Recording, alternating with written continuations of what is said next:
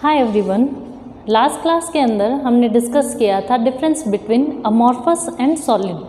ठीक है, सॉलिड से मतलब क्या है, क्रिस्टलाइन एंड अमॉर्फस के बीच में हमने क्या किया था, डिफरेंस स्टडी किया था। आज का हमारा टॉपिक है terms and designation. Terms and designation क्या होते हैं, कुछ हमारे पास इसके अंदर कुछ परिभाषाएं हैं, कुछ डेफिनेशंस है और कुछ क्या है, सिंबल्स है, प्रतीक है। ठीक है ना। तो टर्म्स क्या है, कुछ डेफिनेशंस है हमारे पास इस चैप्टर के अंदर पढ़ने के लिए, डेफिनेशंस, एंड कुछ क्या है हमारे पास, सिंबल्स है, प्रतीक है। ठीक है। इन चीज़ों को स्टडी करने से पहले हमें दो चीज़ें, जो दो बेसिक चीज़ें जिनके ऊपर सारे सिंबल्स और सारी टर्मिनोलॉजी आएगी, उन दो चीज़ों को स्टडी करना पड़ेगा। वो है हमारे पास space lattice and unit cell. ठीक है, डेफिनेशन देख लेते हैं। यूनिट सेल क्या होता है, यूनिट एक कोई इकाई है जिसको हम बार बार रिपीट करते हैं, that repeated again and again, बार बार रिपीट करते हैं to give external structure of crystal, जिससे हमें क्या मिले, क्रिस्टल की बाहरी संरचना मिले। ठीक है, अंदर कोई छोटी छोटी इकाइयाँ हैं जिनको बार बार रिपीट करने से हमें पूरा क्रिस्टल जैसा हमें दिखाई देता है, जैसे मिश्री की डली है या नमक की एक डली है, पीस है कोई, तो वो क्या होता है, एक छोटी सी इकाई से मिलकर बना होता है, जिसको हम क्या कहते हैं, यूनिट सेल कहते हैं।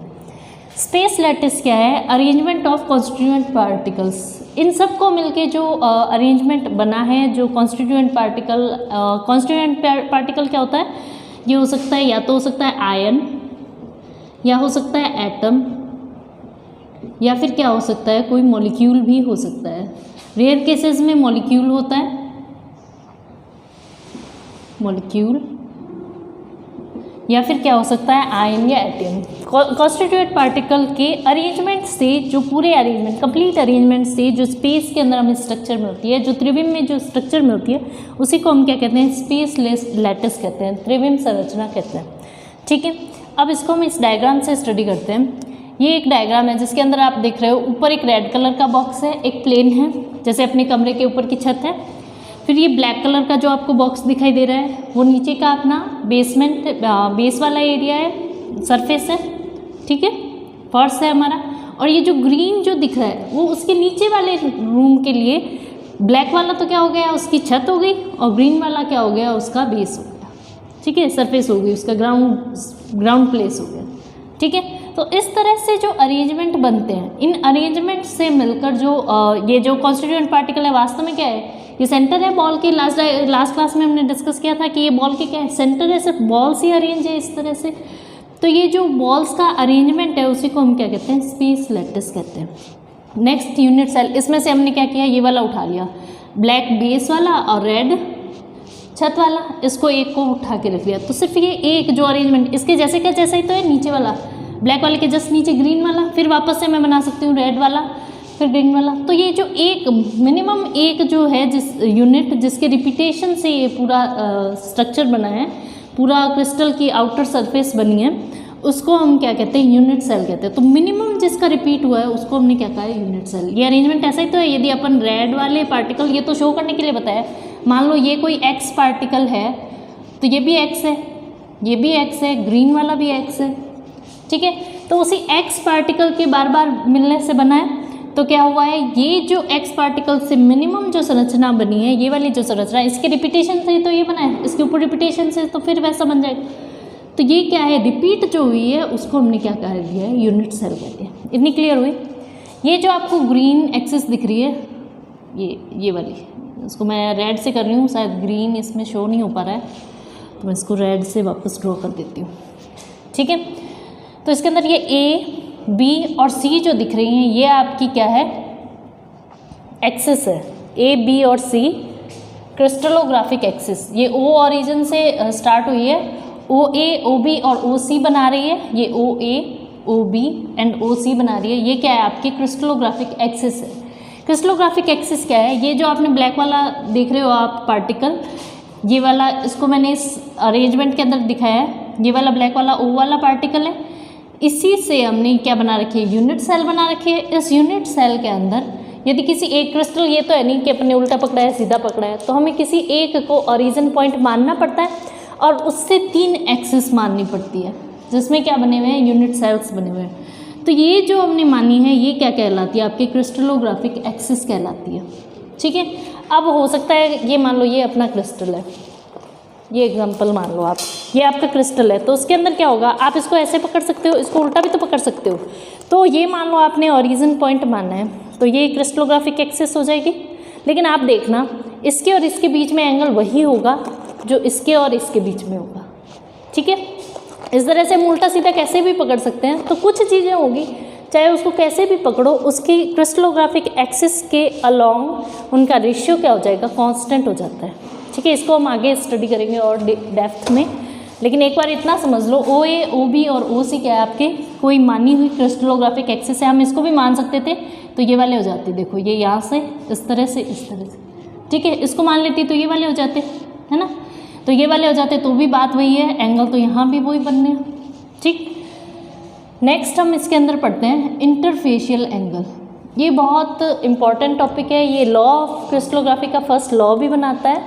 इसमें क्या है, ये दो फेसेस है, ये वाला एक फेस है, ये वाला एक फेस, ऐसा कैसा, ये सामने वाला फेस, जैसे इसके अंदर ये जो आपको दिखाई दे रहा है ये वाला, ये एक फेस, ये इसका नेक्स्ट फेस।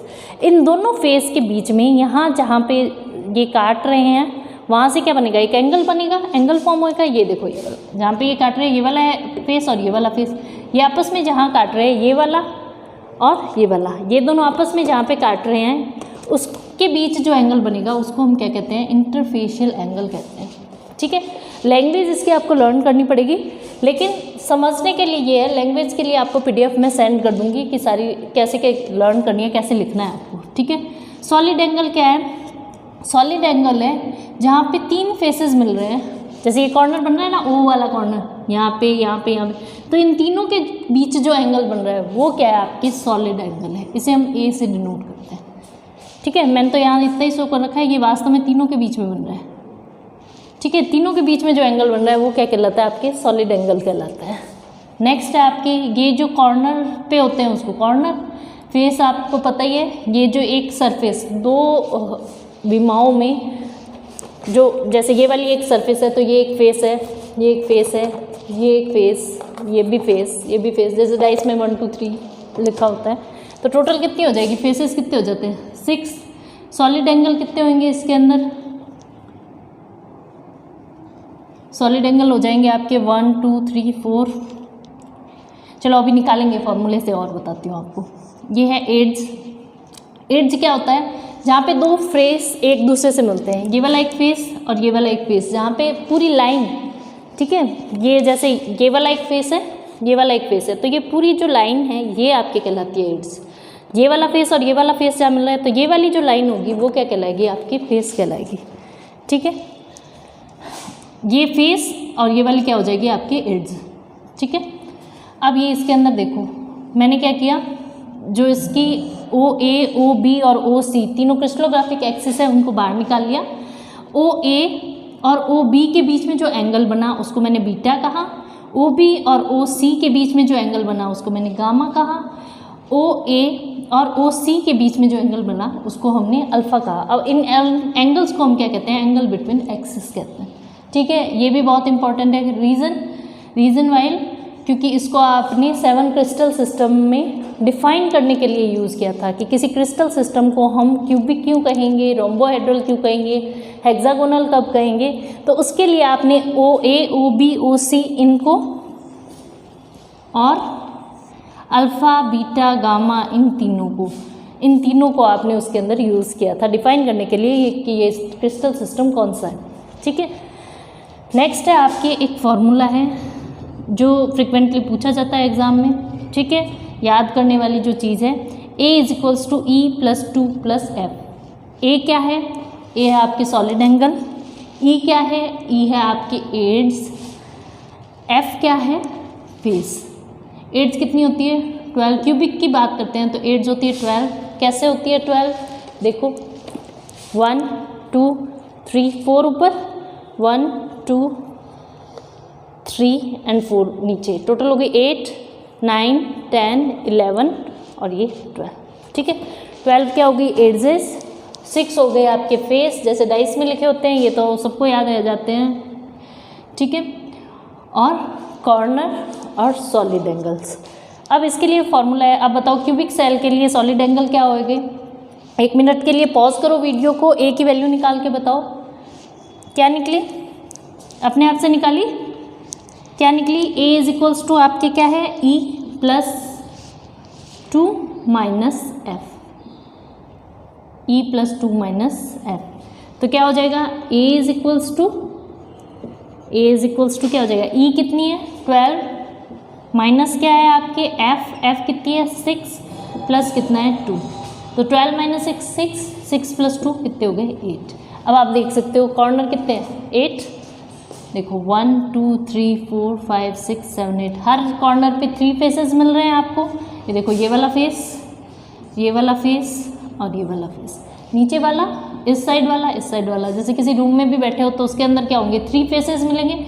जहाँ 3 फेसेस मिलते हैं वहाँ पे क्या बनता है, एक सॉलिड एंगल बनता है। तो उसी के अकॉर्डिंग क्या हो जाएंगे, एक क्यूबिक क्रिस्टल सिस्टम के अंदर कितने हो जाएंगे आपके 8 आपके सॉलिड एंगल्स हो जाएंगे। ठीक है, इतना क्लियर हो गया। नेक्स्ट है आपके डेजिग्नेशन। डेजिग्नेशन में आप वैसे ही पढ़ चुके हो। ए क्या है आपके सॉलिड एंगल, ई क्या है edges, alpha beta gamma angles हैं, एफ फेस है। मतलब जो भी सिंबल आप यूज़ करते हो सॉलिड स्टेट के अंदर वो सारे किस में आएंगे, डेजिग्नेशन में। और सबसे इंपॉर्टेंट है आपके इंडिसेस। ये आपके third law of crystallography.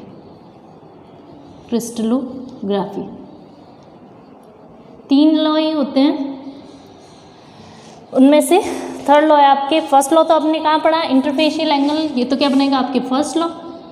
Second law बनाएगा आपके लॉ ऑफ सिमेट्री, और थर्ड लॉ क्या बनेगा, इंडिसेस। ये बहुत इंपॉर्टेंट है, इसको हम डेप्थ में स्टडी करेंगे। ज़्यादातर क्वेश्चन इस वाले आज वाले पोर्शन में समझने के थे। ये क्वेश्चन जो है वो पूछा जा सकता है आपको, सॉलिड रूल पूछा जा सकता है। सॉलिड रूल क्या है, A is equals to E plus 2 minus F. ठीक है, सॉलिड स्टेट का रूल क्या है आपके, A equals to E plus 2 minus F. हो जाएगा लर्न।